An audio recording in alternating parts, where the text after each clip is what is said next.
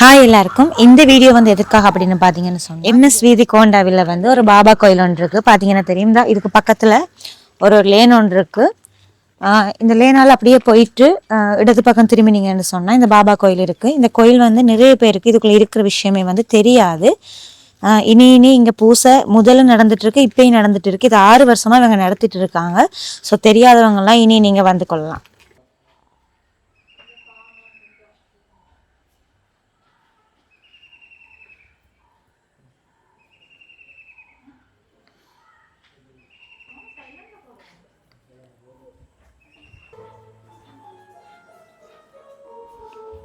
இந்த கோயிலில் வந்து தினசரி பூஜை வந்து காலையில் 6 மணிலேருந்து இரவு 9:30 மணிக்கு நடக்குது. மதியம் வந்து 11:30லேருந்து 1 மணி மட்டும், மாலையில் 5 மணிலேருந்து 7:30 மட்டும், வியாழதோறும் காலை 5:30லேருந்து இரவு 8:30 வரைக்கும் அன்னதானம் நடக்குது. இதில் வந்து ஒவ்வொரு மாதமும் பௌர்ணமியில் சத்யநாராயண் பூஜையும் நடக்குது. ஏப்ரல் 9ஆம் தேதி வந்து கும்பாபிஷேக தினம். விசேட நிகழ்வுகள் பார்த்தீங்கன்னு சொன்னால் ராமா நவமி, பல்லக்கு ஊர்வலம், பாபாவின் சமாதி நாள், விஜயதசமி அன்று. மாதந்தோறும் கார்த்திகை நட்சத்திரம் குடை சுவாமிகளின் குரு பூஜையும் நடக்குது. அடுத்த வருஷத்துல இருந்து ஸ்ரீராம நவமியை நிறைவாக கொண்டு பாபாவின் 9 நாட்கள் திருவிழாக்கள் நடைபெற உள்ளது. அதோட வந்து சஸ்தரித பாராயணம் தினமும் நடைபெறுது.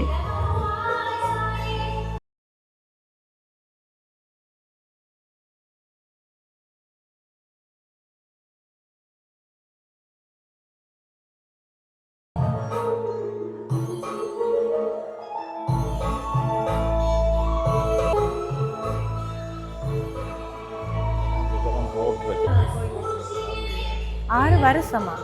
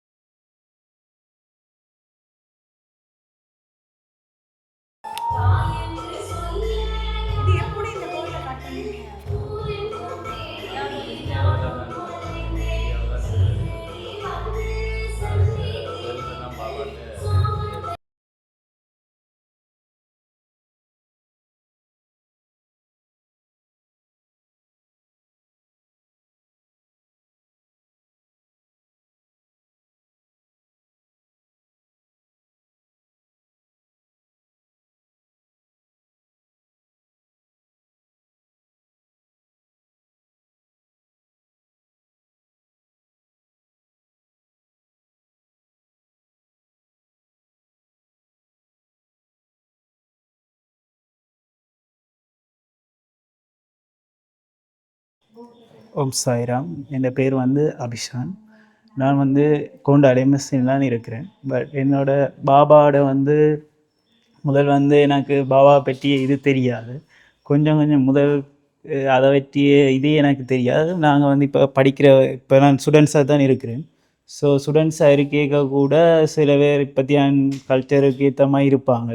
ஆனால் என்னவோ தெரியல, பாபாவோட வந்து இதண்டு பக்தியாக விரைக்கில் தான் கனகன விஷயம், மற்றவனுக்கு ஹெல்ப் பண்ணணும், மற்றவங்களை மதிக்கணும் என்ற குணம், பாபாவில் இருக்கிற குணம் எல்லாம் இங்கே பாபாவில் வந்த பிறகு தான் எனக்கு அதை பற்றிய இதே வந்தது. பாபாவோட கூட இதை எனக்கு அற்புதம் என்று பாபாண்ட சொல்ல போனால் அது சொல்கிறதுக்கு அளவே இல்லை. கன விஷயங்கள் லைஃப்பில் நடந்திருக்கு.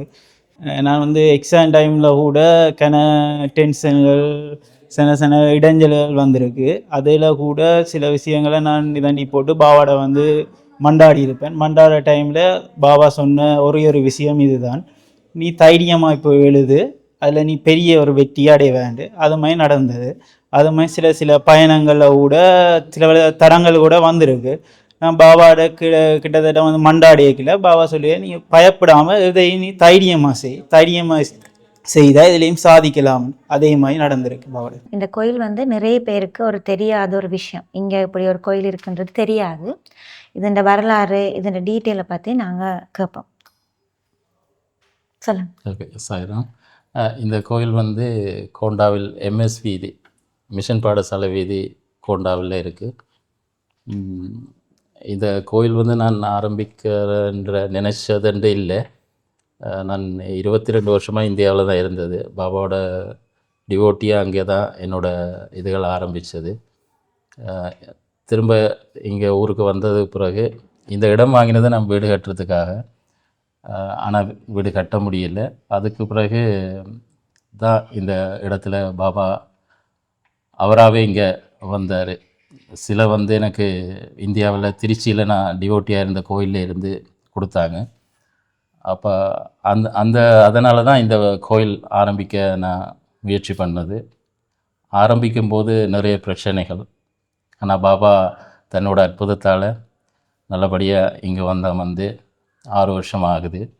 இந்த வருஷம் ஏப்ரல் 9ஆம் தேதி 6வது வருஷ கும்பாபிஷேக தினம் நடக்க இருக்குது. நிறைய அற்புதங்கள் பாபா இங்கே நிகழ்த்தி இருக்காரு. அது வர்ற மக்கள்கிட்ட தான் அதெல்லாம் கேட்கணும். உங்களோட வாழ்க்கையில் நடந்த ஒரு பாபா நிகழ்த்தின ஒரு அற்புதம் ஒன்று சொல்ல முடியுமா? எனக்கு இப்போ 45 வயசு. 2 தடவை எனக்கு ஹார்ட் அட்டாக் வந்திருக்கு. அந்த 2 தடவையும் பாபா தான் என்னை காப்பாற்றி இந்த இடத்துல இப்போவும் என்னை நிறுத்தி இருக்கார். உயிர் பிழைக்கவே முடியாதுன்னு தான் 2 தரமும் டாக்டர்ஸ்மார் சொன்னது. அப்படி இருந்தும் பாபா என்னை எழுந்திருக்க செய்து இந்த நிமிஷம் வரைக்கும் நான் பாபாவோட உதியத்தான் மருந்தாக பாவிச்சிட்ருக்கிறேன். உதி தான் எனக்கு மருந்து. கோயில் கட்டும்போது என்னென்ன சிரமங்கள் ஏற்பட்டது? அது சொல்ல வேணாம். அதை நிறைய பிரச்சனைகள். ஆனால் அதுலேருந்தெல்லாம் பாபா அதை மீட்டு நல்லபடியாக இந்த ஆலயத்தை அமைச்சிருக்காரு. இந்த கோயிலில் வந்து நீங்கள் எப்போ பூஜை பண்ணுவீங்க, என்னென்ன நாளில் விசேஷம் அப்படின்னு கொஞ்சம் சொன்னீங்க. டெய்லி வந்து 4 நேர ஆரத்தி நடக்குது. 4 நேர பூஜை. காலையில் 6ல் இருந்து 9:30 வரைக்கும். மதியம் வந்து 11:30 இருந்து 1 மணி வரைக்கும். மாலை வந்து 5ல் இருந்து 7:30 வரைக்கும் நடக்குது. வியாழக்கிழமையில் ஃபுல் டைம் காலையில் 5:30 இருந்து நைட் 8:30 வரைக்கும். வியாழக்கிழமையில் சிறப்பு பூஜைகள், அபிஷேகங்கள். பக்தர்கள் வந்து தாங்களாகவே தங்களை கையால் பாபாவுக்கு அபிஷேகம் பண்ணுற ஒரு இது இங்கே இருக்குது. அன்னதானம் விசேஷமாக நடந்துகிட்ருக்கு ஒவ்வொரு வியாழக்கிழமையும். இன்னொன்று பௌர்ணமி, ஒவ்வொரு பௌர்ணமியும் சத்யநாராயண பூஜை விசேஷமாக நடக்குது. இப்படி இருக்கின்ற ஒவ்வொரு நிகழ்வும் நடந்து கொண்டிருக்கு கோயிலில். அதோட வந்து இந்த கோயில் இருக்கிற அட்ரஸை வந்து கொஞ்சம் சில பேருக்கு தெரியாதுன்னு சொன்னீங்க தானே, அப்போ அதையும் கொஞ்சம் விளக்கமாக சொன்னீங்கன்னா எப்படி வரணும்? கோண்டாவில் வந்து சிவபூமி இல்லாட்டி கோண்டாவில் பிரதேச வைத்தியசாலைக்கு பக்கமாக இந்த கோயில் இருக்குது. எம்எஸ் வீதியில் இந்த கோயில் இருக்குது. வெளியில் ஒரு போட் ஒன்று இருக்குது. அந்த போட்டுக்கு பக்கத்துலேயே ஒரு சின்ன லேன் ஒன்று போகுது. அதால் வந்தோடனே கோயில் இருக்கு.